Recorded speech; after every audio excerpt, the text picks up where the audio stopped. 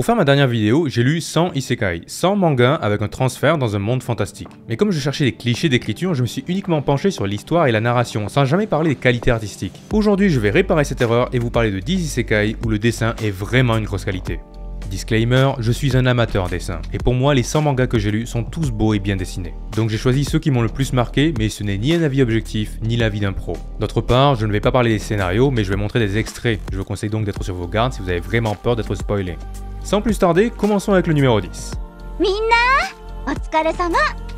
Deux scènes se promènent dans un autre monde et l'un de ces mangas où tous les personnages sont beaux et ont tous le potentiel d'être des waifus ou des husbandos. Les traits sont fins, les visages raffinés et les coiffures vraiment détaillées. On voit qu'il y a un gros travail derrière les chevelures avec des personnages comme l'ambassadeur des elfes par exemple. Même pour les personnages principaux qui ont des cheveux noirs, c'est pas juste rempli au seau de Photoshop. L'auteur a rajouté des effets de lumière que l'on peut apercevoir sur presque tous les personnages. Il y a un travail massif de la part du mangaka et ça se voit. C'est pareil d'ailleurs pour les décors, il y a un sens du détail vraiment appuyé. Qu'importe la page, il n'y aura jamais une case qui fait vide. Genre à cet endroit, le motif au sol aurait pu être bien plus simple pour pas se casser les pieds, mais l'auteur l'a quand même fait. On sent une inspiration très shoujo dans ce monde où tout le monde est beau et où les paysages scintillent, et c'est le parfait opposé de ce qu'on va voir dans le manga suivant. Yakuza Réincarnation est probablement celui qui a le style le plus unique de ce top 10. On arrête avec les visages bien pointus et fins du manga précédent pour des personnages finalement plus réalistes. C'est assez rafraîchissant en vrai. Je vais pas faire le mec qui s'y connaît, mais ce style basé sur des traits plus épais et beaucoup de pointillés donne au dessin un côté plus brut. Et ça se mêle super bien au monde qu'il décrit qui est bien plus sombre que le numéro 10 et d'autres isekai en général. C'est pas le seul point où il se différencie du numéro 10 d'ailleurs, puisque Yakuza Réincarnation nous offre des scènes d'action qui sont extrêmement dynamiques. Côté décor, on en a pas beaucoup, mais certaines pages valent vraiment le coup d'œil.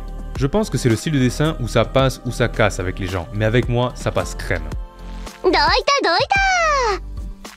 Je ne voulais pas faire ce top 10 sans mentionner au moins un manga de cuisine, et selon moi, c'est Isekai Izakaya qui est le meilleur artistiquement parlant. Déjà, comme tout bon manga de bouffe, tous les plats ont l'air délicieux et font vraiment saliver durant la lecture. Dédicace au napolitain du début qui a l'air d'être une tuerie. On retourne sur des traits nets et sans bavure et où tous les personnages sont détaillés et plaisants à regarder tout en étant bien différents les uns des autres. Un reproche que l'on peut faire à certains mangas. C'est un peu dommage que l'on ne voit pas beaucoup de décors parce qu'on voit clairement que l'auteur n'a aucun problème à les faire. Cette rue là par exemple est magnifique. Et avant de passer à la suite, je rajouterai juste que la gestion des nuances de gris est également top notch. Il n'y a jamais eu un moment où je me suis dit que la scène était trop sombre ou trop claire.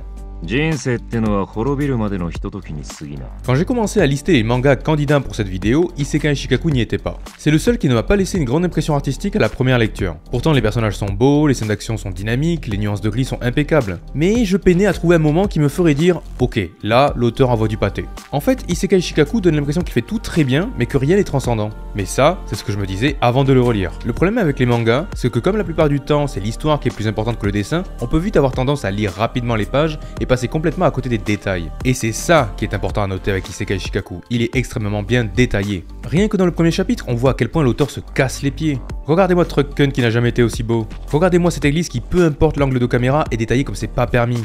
Et ça va arriver dans tout le manga. J'ai pas vu beaucoup de grands shoots panoramiques, mais chaque case, peu importe son importance, va avoir son background dessiné et détaillé, ce qui rend la lecture très immersive et très agréable.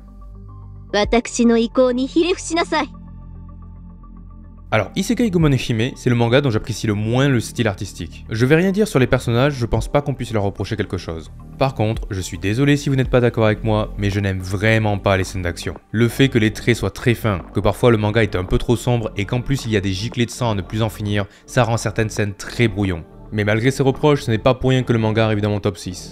Comme avec Isekai Shikaku, il y a un niveau absurde de détails, et c'est également dès le premier chapitre qu'on s'en rend compte. Regardez-moi cette page, punaise. Même si sans contexte vous comprenez pas 50% de ce qui se passe, matez-moi ces mains mécaniques. Et c'est vraiment ce qui fait sa force. Non seulement chaque page est détaillée, mais en plus il y a des moments du genre wow, ok là je respecte. Bon, c'est là que la vidéo se complexifie pour moi, parce qu'à partir de là, tous les points positifs que j'ai mentionnés jusqu'à maintenant, beau personnage, gros niveau de détail, gestion du gris, décor impressionnant, bah tous les mangas du top 5 ils ont maîtrisé ces aspects-là, donc je peux plus vraiment en parler sans me répéter, ce manga inclus.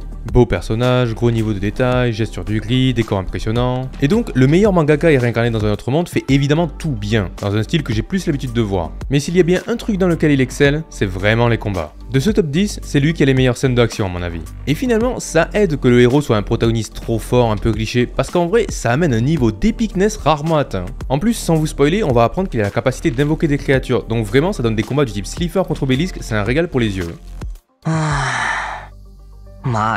Bon, vous connaissez le topo. Beau personnage, gros niveau de détail, gestion du gris, décor impressionnant, combat dynamique. Ce manga a évidemment tout et c'est d'ailleurs le style artistique que je préfère de ce top 10. Je trouve que le reste du top est objectivement meilleur, mais c'est ce manga dont je me délecte le plus en termes de dessin. Il y a en gros 3 raisons principales de pourquoi il est numéro 4. Premièrement, la gestion de la profondeur. Il y en a pas beaucoup, mais certaines scènes sont très immersives grâce à la gestion de la perspective, et où vraiment il y a un premier plan, un deuxième plan, un arrière-plan, etc.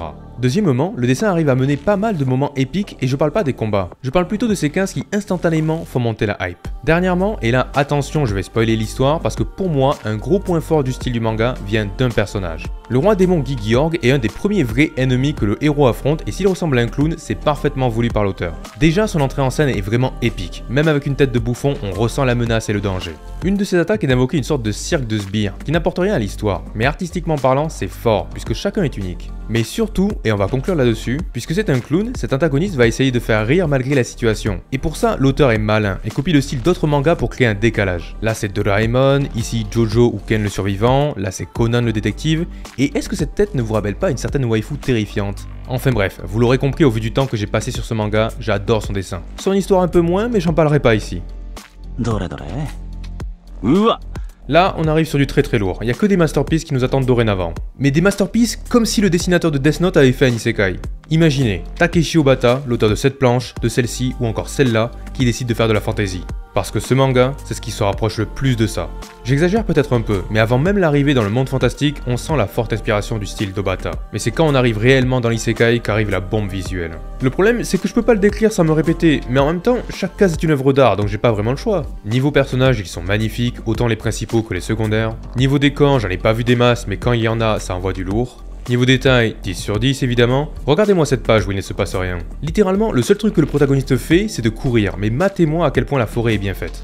Enfin bref, si ça vous donne envie, allez jeter un œil par vous-même et passons au numéro 2.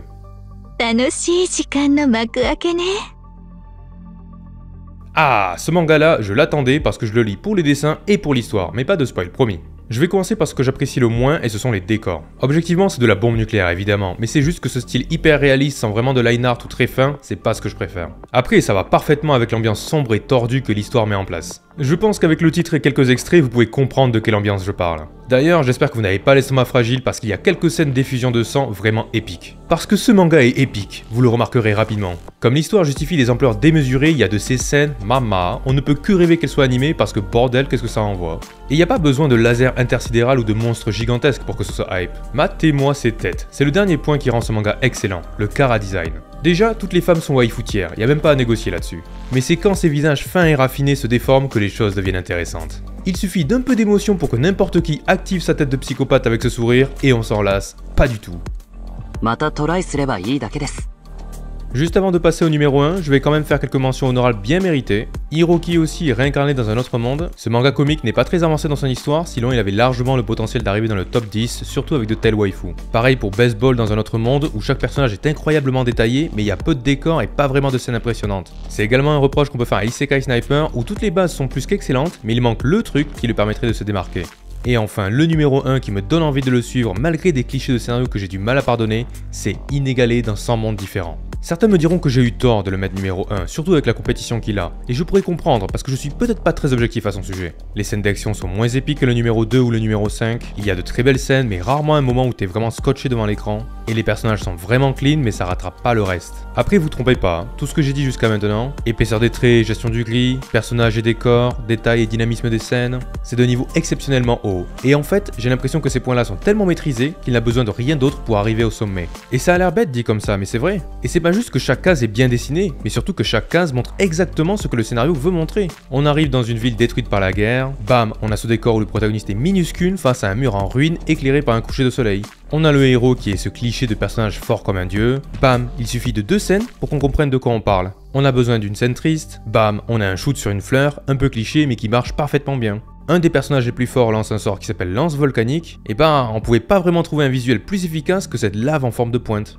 Enfin bref, je vais m'arrêter là mais je pourrais continuer pendant des heures. Et allez lire ce titre honnêtement, c'est une pépite visuelle. Je sais que son histoire un peu cliché pourrait déplaire à beaucoup, avec un protagoniste surpuissant et une entité divine aux objectifs peu cohérents. Moi-même j'ai horreur de ces clichés qui me sortent de l'histoire, surtout depuis ma dernière vidéo. Mais c'est pas grave, parce que le dessin de cette œuvre est tellement bon qu'il fait oublier les défauts de son scénario et surtout apprécier ses qualités. Et c'est aussi pour cette raison que j'aime autant les mangas.